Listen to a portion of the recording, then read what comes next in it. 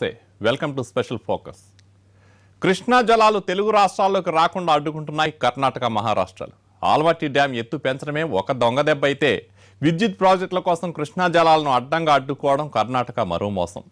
కృష్ణా, తుంగభద్ర నదులపై నీటి నిల్వల కోసం దాదాపు 60కి పైగా వంతెనలను, బ్యారేజీలను నిర్మించుకుంది కర్ణాటక సర్కార్. కర్ణాటకతో పోటీ పడుతూ మహారాష్ట్ర కూడా పవర్ ప్రాజెక్టులు నిర్మిస్తోంది. ఈ విద్యుత్ ప్రాజెక్టులన్నిటికీ అనుమతులు లేవన్నది బహిరంగ సత్యం.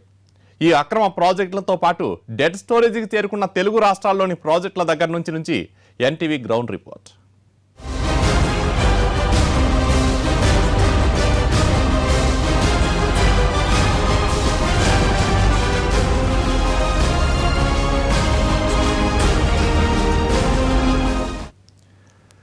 కృష్ణా జలాల వాడకంలో కర్ణాటక సొంత ప్రయోజనాలకే ఎక్కువ ప్రాధాన్యమిస్తోంది. కర్ణాటక పవర్ కార్పొరేషన్ ముందుంచి కృష్ణా జలాలతో విద్యుత్ ఉత్పత్తిని పెంచుకుంటోంది. తెలంగాణకు ఎగువన కృష్ణానదిపై అనుమతి లేని కట్టడాలు నిర్మించి ప్రవాహాన్ని నిలిపేస్తోంది. తాజాగా మహబూబ్నగర్ జిల్లా సరిహద్దులోని గురుజాపూర్ దగ్గర చేపట్టిన బ్రిడ్జ్ కమ్ బ్యారేజీ ఇప్పుడు తెలంగాణ, కర్ణాటకల మధ్య చిచ్చు రేపుతోంది. గురుజాపూర్ నుంచి మరిన్ని వివరాలను మా ప్రతినిధి దినకర్ అందిస్తారు.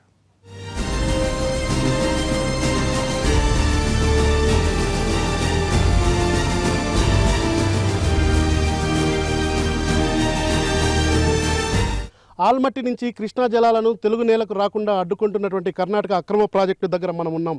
ప్రస్తుతం ఇక్కడ కృష్ణానది ఉపనది అయినటువంటి భీమనది పైన నిర్మిస్తున్నటువంటి ఈ సంగమం, ఈ సంగమం పైన రోడ్ కమ్ బ్రిడ్జ్ లాగా ఇక్కడ నిర్మిస్తుంది. అలాగే ఇక్కడ అనేకమైనటువంటి బ్యారేజ్ల నిర్మాణానికి కూడా కర్ణాటక ప్రభుత్వం సిద్ధమైందని చెప్పుకోవచ్చు. అందులో భాగంగా ఈ కృష్ణానది యొక్క ఉపనది భీమానది సంగమం పైన దాదాపు 194 గేట్లతో ఒక బ్యారేజ్ నిర్మించాలని చెప్పి నిర్ణయం తీసుకుంది. అందులో భాగంగానే ఆ వర్క్ కొనసాగుతుంది. ఇక్కడ ఉన్నాం ప్రస్తుతం. రానున్న రోజుల్లో దాదాపు 2 సంవత్సరాల కాల పరిధిలో 194 గేట్లను దాదాపు 1170 మీటర్ల దూరంలో ఈ యొక్క బ్రిడ్జ్లు, ఈ యొక్క గేట్లను నిర్మించాలని చెప్పి కర్ణాటక ప్రభుత్వం నిర్ణయించింది. అందులో భాగంగానే దీనికి సంబంధించిన కూడా పనులు కూడా చకచకా జరుగుతున్నాయి. అయితే తెలుగు రాష్ట్రాలకు సంబంధించినటువంటి నేతలు కానీ అలాగే పొలిటికల్ పార్టీలు కూడా ఇక్కడికి వచ్చి ధర్నా చేసినా కానీ వాటిని లైట్ తీసుకుంది కర్ణాటక ప్రభుత్వం. అయినా కానీ పనులు కొనసాగుతూనే ఉంది. వీటిని సాధ్యమైనంత త్వరగా పూర్తి చేయాలని చెప్పి కూడా కర్ణాటక ప్రభుత్వం భావిస్తుంది.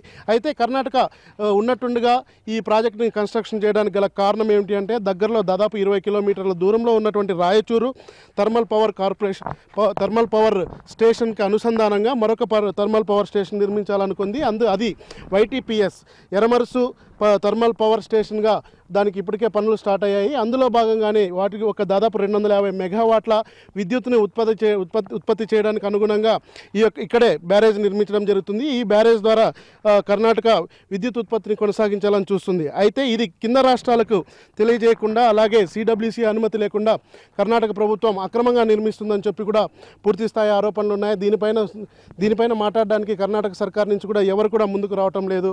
మరొక వైపు ఇక్కడ మాత్రం ఈ పనులు పూర్తి స్థాయిలో కొనసాగితే ఆల్మట్టి నుంచి నారాయణపూర్ నుంచి జూరాల వెళ్లాల్సినటువంటి కృష్ణా జలాలు మాత్రం ఇక్కడే ఈ ఉపనది పైన, అంటే భీమా నది పైన కట్టబోతున్నటువంటి ఈ సంగమం పైన కట్టబోతున్నటువంటి 194 గేట్ల బ్యారేజీ దగ్గరే ఆగిపోవాల్సి వస్తుంది. దీని మూలంగా రానున్న రోజుల్లో తెలుగు రాష్ట్రాల్లో ఉన్నటువంటి ప్రాజెక్టులకు ఏదైతే ఉన్నాయో, తెలంగాణలో ఉన్నటువంటి జూరాల ప్రియదర్శిని ప్రాజెక్టుకి నీళ్లు చేరాల్సి ఉంటుంది. అయితే అది కూడా పూర్తి స్థాయిలో ఆగిపోనుంది. 2 ఏళ్లలో ఇది పూర్తి చేయాలని చెప్పి లక్ష్యంగా కొనసాగుతుంది. దాన్ని పూర్తి చేయడానికి కూడా పూర్తి స్థాయిలో రంగం సిద్ధమైంది. కర్ణాటక ప్రభుత్వం ఎవరికి భయపడకుండా దీన్ని కొనసాగుతుంది. అయితే ఇలాంటి ప్రాజెక్టులు ఇక్కడే కాకుండా మిగతా ఏరియాలు, అంటే ఎగువన ఉన్నటువంటి ప్రాంతంలో కృష్ణా జలాలు ఎక్కువగా వచ్చేటువంటి గూగల్, అలాగే దీనికి సంబంధించినటువంటి కెంతిని ప్రాజెక్టు దగ్గర కూడా కన్స్ట్రక్షన్ చేస్తూనే ఉంది. ఇవి ఇలా కొనసాగితే రానున్న 5 ఏళ్లలో మాత్రం తెలుగు రాష్ట్రాలకు ఆల్మట్టి నుంచి కృష్ణా జలాలు మాత్రం పూర్తి స్థాయిలో ఆగిపోవడానికి రంగం సిద్ధమవుతుంది. సో దీనిపై కేంద్రం ఎలా జోక్యం చేసుకుంది, తెలుగు రాష్ట్రాలు ముఖ్యంగా తెలంగాణ ప్రభుత్వం ఎలా రియాక్ట్ అవుతుందన్న దానిపైన మాత్రం వేచి చూడాల్సిన పరిస్థితి ఉందని చెప్పుకోవచ్చు. కెమెరామెన్ శ్రీనివాస్ గౌడ్తో దినకర్, ఎన్టీవీ.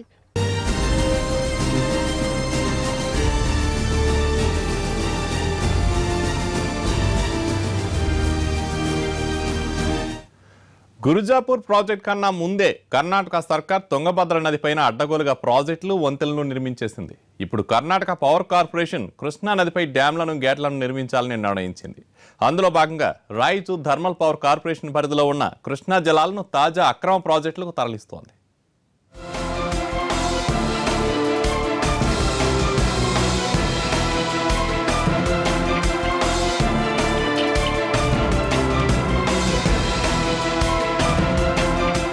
రాయచూరుకు 15 కిలోమీటర్ల దూరంలో ఎరమరుసు థర్మల్ పవర్ స్టేషన్ను నిర్మిస్తున్న కర్ణాటక సర్కార్ గతంలో కృష్ణానదిపై టింతిని దగ్గర భారీ వంతెన డ్యాం ఎప్పుడో నిర్మించింది.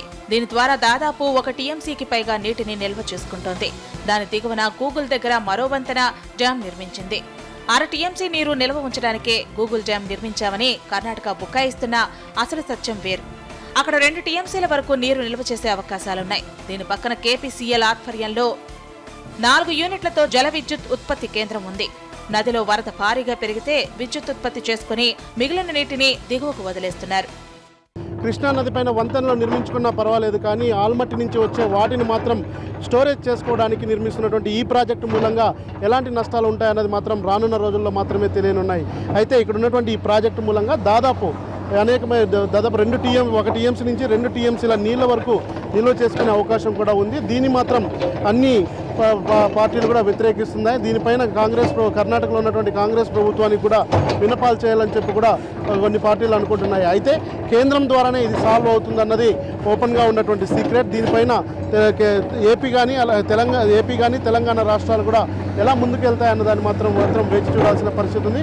ఇప్పుడు మనం ఇక్కడ చూస్తున్న పని అయితే ఇక్కడ బ్రిడ్జ్ కమ్ గేట్స్ పనులు జరుగుతుంది. అందులో భాగంగానే నారాయణపూర్ నుంచి వస్తున్నటువంటి నీటిని ఇక్కడ పూర్తి స్థాయిలో కొన్ని పైపుల ద్వారా మాత్రమే పంపిస్తున్నారు. మిగతా నీటిని ఎగువ ఉన్న ప్రాంతంలో కంట్రోల్ చేయడం జరుగుతుంది.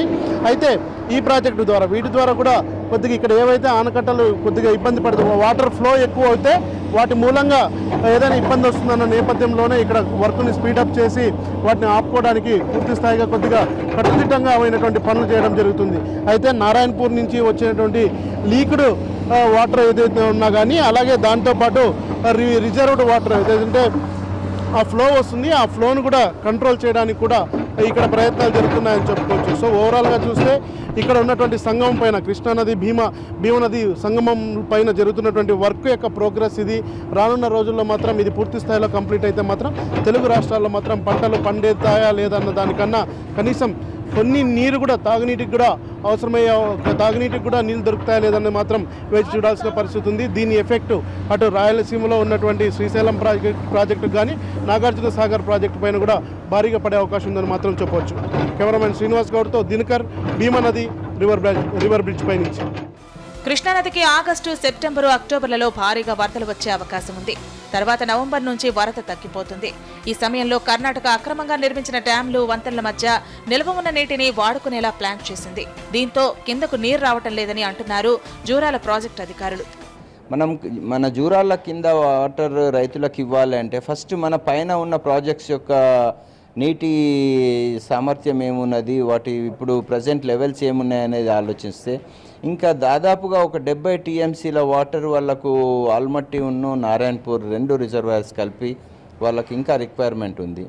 మనకు ఆ పై రిజర్వాయర్స్ నుంచి వాటర్ రావాలి అంటే అనేది 70 టీఎంసీ ఆఫ్ వాటర్ వాళ్ళకి ఇన్ఫ్లోస్ వచ్చినాకనే వాళ్ళు మనకు వాటర్ రిలీజ్ చేసే పరిస్థితి ఉంది. కాబట్టి ఈ పరిస్థితులలో నిర్దిష్టంగా ఈ పీరియడ్కు వాటర్ రిలీజ్ చేస్తామని చెప్పలేని పరిస్థితి ఉంది.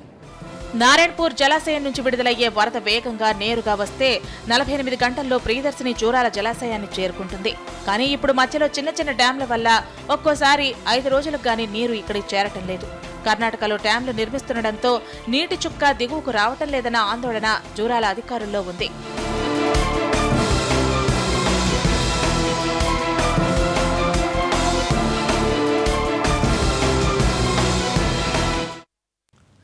ఫోకస్లో షార్ట్ బ్రేక్ తీసుకుందాం.